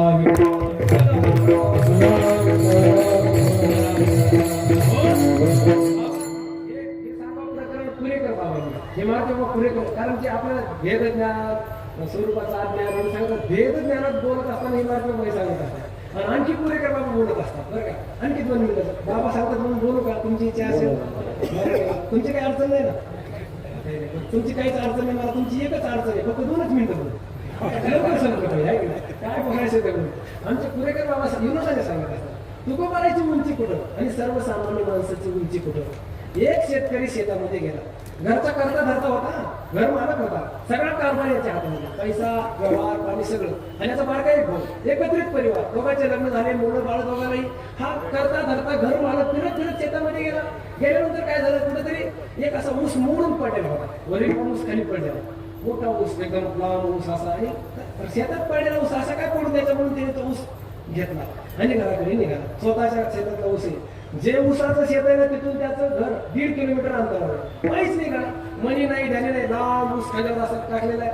असं निश्चिंत रूपाने घराकडे निघाला. आडव्या रस्त्याने आला. घराकडे ओढणाऱ्या रस्त्याला ओढला. आणि त्याचा ऊस किती आता एक. घराकडे निघाल्याबरोबर त्याच्या घराच्या समोर म्हणजे त्याचा जो शेतामध्ये राहण्याचा जो घर आहे ना त्या घराच्या समोर प्रांगणामध्ये 2 मुलं खेळत होते. त्यात याचा एक मुलगा होता आणि याच्या बारक्या भावाचा एक मुलगा. असे 2 मुलं खेळत होते आणि हा घराकडे निघाला. काही नाही निश्चिंत रूपाने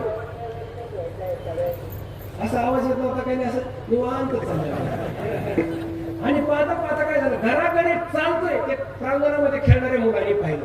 याचा एक मुलाच्या भावाचा मुलं त्यांनी पाहिलं. अरे दादाने ऊस आणलाय. ऊस मला तितके खुश झाले. मला पळतच निघाले. पळत निघाल्यानंतर हे विचार करणारे आपल्या बी भावाचं दोघं निघाले. दादा ऊस ऊस ऊस तिकडूनच पहिल्यांतर त्याच्या झरकेने मला विचारला. अरे दोघांना ऊस द्यायचा. ऊस किती आता एकच. दोघांना ऊस द्यायचं म्हटल्यानंतर ऊसाचे किती तुकडे करावे लागतील? एक गुळाचा भाग होईल एक शेंड्याचा भाग होईल. मग नेमका आता 2 तुकडे झाल्यानंतर गुळाचा भाग कोणाला द्यायचा आणि शेंड्याचा भाग कोणाला द्यायचा? त्याच्या मनात काय विचारावं असेल पण त्याचा विचार सोडा. तुमच्या मनात काय तुम्ही शेंड्या करता नाही असं तुमच्या मनात नाही. मला ते आपल्या मनात पाप खाल्लेलं आहे. त्याने विचार करा आता गुळाचा ऊस आपल्या मुलाला द्यायचा. मग त्यांनी पाहिजे असे पोरं पळत येत होते बरं का. पण आता एखाद्या बाजूला त्याचा मुलगा पळत होता आणि या बाजूने भावाचा मुलगा. पळत पळत पोरं जवळ आले. तरी पाहिलं आता मी जे येणार आहे पटकन तरी बुडाचा भाग असा झाला शेवटचा काढ देशी ऊस पडला घ्या घ्या घ्या ऊस घ्या ऊस घ्या ऊस पुण्यात आली मला या बाजूने कोणते आता त्याचं पोरग आहे गुणाच्या बाजूने असं पोरग धरा धरा धरा धरा आणि नेमकं गंमत झाली असं कॅमेऱ्याच्या अंतरावर पोर आले की ते त्याचं गेलं इकडून भावाचा आला आता काय मला फार बोलत माणसं चमत्कारिक असतात बाबा आपण असे देत नाही लोकांचं बरोबर जवळ घ्या पण ऊस घ्या म्हणलं की आता लहान लेकराच्या मनात काय बरोबर स्वतःच्या मनाला बोलायचा ऊस दिला शेणाकाचा भावाचा लेकराच्या काय म्हणत लेकराचा ऊस खात निघाले पण याने असं ते कातर केली ना याच्या बारक्या भावाच्या बायकोनी ते खिडकीतून पाहिला थोरले से भावाच्या संध्याकाळ भावाच्या रात्र येऊद्या त्याला घरात त्याला म्हणजे कोणाला महिलाला येऊद्या त्याला घरात बघते म्हणे त्याचं मी संध्याकाळ झाली सगळे जेवायला होते पैसे अगोदर लाल झाले पैसे दरवाजा असा नोकरी घरात बसले जेवायला नाही बाहेर यायला तयार नाही केले ते भाऊ शेजारी जेवायला बसलेले पोरं जेवायला बसलेले स्वर्ग वहिनी साहेब वाटत्यात ते जेवता जेवता विचार करू लागलं आपलं दिसायला भानगड काहीतरी झाली असं ज्या आरती दिसत नाही त्या आरती काहीतरी ते म्हणत विचार लागलं झालं काय असं त्याला जेवण म्हणून लागलं ना विचारायची सोय नाही असं म्हणत जसं कसं आपलं केंबाला काय झालं खेळण्यातली भाषा बरे केंबाला आपल्या काय झालं असं काय विचार जशी तशी चार वाजता जेवण खाऊन झालं थोरले मला थोरल्या घरात गेला थोरला तिकडे गेले माझं पाऊल टाकीत दाराच्या समोर येऊन उभा राहिला आता दरवाजा पुढे गेला आता हिंमत बाजूला घरात जायचं का नाही दरवाजा ढकलायचा का नाही हे तुम्हाला अनुभव महाराज काही वेगळं सांगायची गरज नाही दरवाजाला असा हात लावायचा परत हात मागायचा काय झालं काय असेल एकदाचा विचार करा आपण सिरूच बरं म्हणे दरवाजा पुढे करून आत गेल्या करून पाहिलं तर बापरे लाल देवाला उच आरपीओची गाडी दारातच पाहिलं बायकोनी पाहिलं जायगावर थांबायचं जायगावर ते मला आग नाही जायगावर मी सांगते ते होणार ते मला आग तुला बोला नाही मी तुला म्हणते ना बस खाली बसा खाली बसा खाली म्हणजे दरवाजा लावून घेतला बसा इथं समोर ते मला आग पण म्हणायचं नाही ते मला तुला झालं तुला म्हणायचं नाही ना मी सांगते ते होणार लाडकी बहीण तापली मला लाडकी बहीण तापल्यानंतर काय प्रसंग असते तुम्हाला माहिती चांगलं मला सांगायची गरज नाही महाराज तापली तिने सांगितलं बस झालं आतापर्यंत सहन केलं माझ्या वडिलांनी तुमच्या घरात मला दिलं काय कमी केलं अहो दिवसभर काम करतो ना आपण सगळा पैशाचा व्यवहार आला की थोरले मला पैशाचा व्यवहार आला की काढले लावायला आपण काढायला आपण पाणी फवारणी सगळं तुम्ही करता थोरल्या मार्गाकडे पैसे द्यावा कधी नगर पाहिलं का तुम्ही नगर पाहिलं कधी बीड शहर माहिती तुम्हाला कधी छत्रपती संभाजी कोणी शहर नाही कधी सत्ता आला तर तिकडे पण जाणार होते फवारणी करत बसताय का तुम्ही रात्र दिवस काम करता अहो मानव जरा सांभाळाचे मला अहो मी दुपारी आपले फोटो पाहत होते लग्नाचे अहो लग्नाचे फोटो पाहिले तर तुमचे गाणं सफरचंदासाठी दिसत होते आता तुमच्याकडे पाववाटाला रान दुखासारखा चेहरा झाला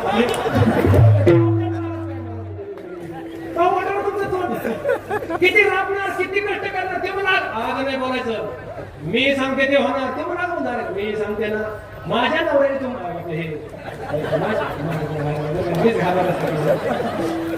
माझ्या बापाने तुमच्या पदार्थ टाकले माझ्या बापाने काय कमी केलं मला माता मावळी जर तापली ना ते लग्नापासून सगळं उकळीत राहते तापल्यानंतर काय बघा तिने सांगितलं माझ्या बापाने तुमच्याकडे तुम्हाला दिले हुंडा कमी केला का हुंडा भरपूर बरं घरातल्या वस्तू कमी केल्या अहो ज्या वेळेला लग्नाची वरात निघाली त्यावेळेला तुम्ही रुसून बसले होते आठवते का रुसून बसले होते तर माझ्या बापाने तुम्हाला वरातीत बसायला गाडवं दिलं घोडा दिलं तुम्हाला काय कमी केलं माझ्या बापाने बोला ना बरं वस्तू देत असताना रॅक दिलं कपाट दिलं सोफा सेट दिला पलंग दिला गादी दिली उशी तक्के फॅन दिला कूलर दिलं सगळं दिलं मला भांड्याचा विचार केला मोठे भांडे डबे लाट ताट तांब्या वाटी वस्तारा सगळ्या वस्तू काय कमी केलं माझ्या बापाने सगळ्या वस्तू तुम्हाला दिल्या इतकं नेऊन आम्हाला सर्वजण घालत नाही असं आमच्या सोबत का रात्रभर हवा भरली मला रात्रभर हवा भरली दुसऱ्या दिवशी असं फुगलं तुम्ही म्हणता मग रात्रभर पुढे काय बोलली मला एवढंच माहिती होतं पुढे काय बोलायचं दुसऱ्या दिवशी असं फुगलं मला भावाच्या समारोह दादा जय हरी भाऊ मला जय हरी घालतो अरे तू माझा बारका भाऊ हा तुला जय हरी काय बोललं काय दादा आजची आज वाटते मला थोडा म्हणणार आहे मला आतापर्यंत आपण एकत्रित परिवार आहे सगळा परिसर आपल्याला वाचतो किती गुन्हा सगळे व्यवस्थित चाललंय मी कारभार पाहतो तू शेतीचे काम सगळं तुला का असं त्याने सांगितलं दादा बोलायचं नाही शब्द बोलायचं नाही दादा शब्द मी सांगतो तेच होणार काही कोण सांगतो खरं? हा. बायको सांगे बायकोचे शब्द येते. मग भावाने खरं म्हणलं तुझं म्हणणं काय नाही. आजची आज वाटणार प्रत्येक वस्तूचे 2 तुकडे होणार. प्रत्येक बाबा हे जुन्या काळात वाटणं व्हायच्या बरं. कट्टर वाटणी जे असते ना घरातील प्रत्येक वस्तूचे 2 तुकडे. महाराज घराचे पोळपाट असते ना त्याचे पण काही घरात 2 तुकडे कट्टर वाटणी. बेलण्याचे पण 2 तुकडे. मग एका घरामध्ये ते असं मोठं बेल अर्धच चांगलेलं होतं. मी ते बेलण्याकडे पाहिलं म्हणजे कोण पिकले काय आजीला म्हणा हे काय आजीने सांगितलं बेल. अहो म्हणलं आजी इकडे बेल असते का? त्याला काय बेल मध्ये त्या आजीने सांगितलं महाराज जुन्या काळातलं बेल मोठं बेल चपात्या वगैरे लाटायला एकत्रित बनवा असं अर्ध कसं काय? ते मग त्याने सांगितलं अर्ध केलेलं मी केलेलं माझ्या हाताने कशाला उपयोगी बेल ना कशासाठी? मग त्यांनी सांगितलं महाराज हे जे अर्ध बेल नाही ना हे तुम्हाला गरीब माणसाला मेळ लागणार नाही. अर्ध बेल फार औषधी वनस्पती म्हणलं कसं काय? मग त्यांनी सांगितलं नवरा जर येण्या म्हणून करायला तर अर्ध्या बेलमध्ये खाण्याचं लवकर गुण त्याच्या आजीने सांगितलं तुम्ही काय मनावर घालं का माझा मला हो बघा हे लाभ त्या घरी गेलेल्या बाहेर ऐकायला भेटलं काय कट्टर वाटण्या त्या भावाने सांगितलं कट्टर वाटण्या होणार 2 तुकडे होणार. वाटण्या सुरू व्हायला सुरुवात झाली. थोरला मला बाळा तू वाटण्या करायचे म्हणजे असतात का तुझ्या मनात आलं? बारक्या भावाने आमचे बाबा सांगत असतात बारका भाऊ म्हणला भाऊ दादा वाटण्या करायचं मी विचार करत नाही. काल 5 वाजता तुझी कातर धरली ना कातर तू कातर झाल्यामुळे पट्ट्यात दोरी धरतो. म्हणजे आपलं जीवन कसं आहे आपण आपल्या मुलामध्ये आणि भावाच्या मुलामध्ये भेद पाहतो म्हणून तर संसार दुभंगल्या जातो. तुकोबारा कुठे आणि कुठे आपण विठाला